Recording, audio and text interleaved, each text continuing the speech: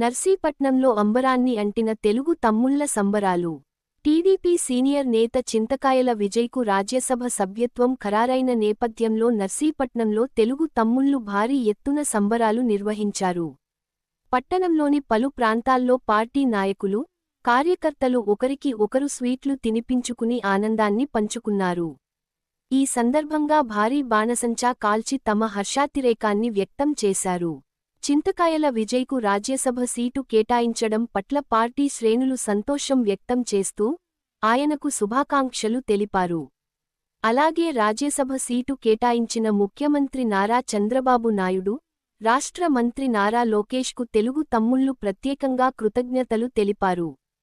Party కోసం ఎన్నో సంవత్సరాలుగా సేవలందించిన నాయకుడికి సముచిత గౌరవం దక్కిందని వారు పేర్కొన్నారు.